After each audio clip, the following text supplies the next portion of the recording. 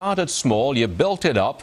Why are you not hiring right now? The president wants you to. I'm very concerned about where taxes are going, Stuart, and I'm very uncertain about where this administration is going to turn next. That's why Scott Brown has this right, Stuart. If you go back into the 20s, we cut taxes, created 59% growth.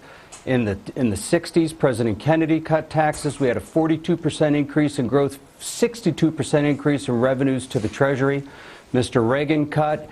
In the 80s, we saw a 36% growth pattern, more revenues. Mr. Bush cut in 2003, Stuart, and created 2.5 million jobs, non-governmental jobs.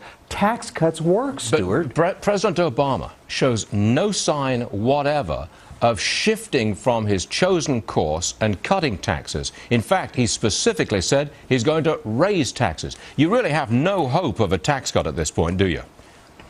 No, and it's crazy, Stuart, because he has to ignore history. He has to ignore the data that's out there that would say that's exactly what we need right now, Stuart. Think about it. We have a lack of demand in our economy. If you put more money in all people's hands, you'll create demand. Demand will then in turn make employers need to hire people to meet that demand. It's just so basic and so simple.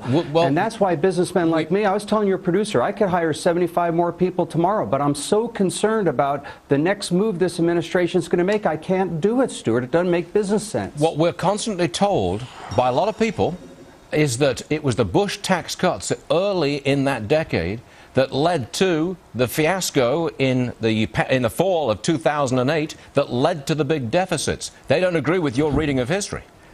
Well, Stuart, you and I both know that the data would not support that position. It's just not true.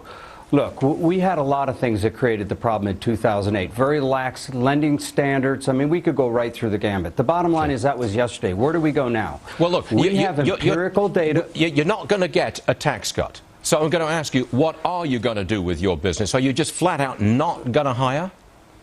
We are frozen right now, Stuart. I've got everything on hold right now. We're actually preparing for a very slow period. I think this recovery is going to stall out unless Mr. Obama gets it in his head that we've got to have more of the money going to the people and less of the money going to the government. The government can mess up a one-piece puzzle, Stuart, and we're going to end up giving them more money to make more mistakes. Let's give the money to the people. Let the people spend the money. 72% of GDP is consumption, and we will see this economy recover. Revenues will come back, and we'll get ourselves back on track. Craig Smith, we hear you. And thanks for joining us, sir. We appreciate it. All right. Thank you, Stuart. Fair and balanced, a Democrat now who says stimulus is working.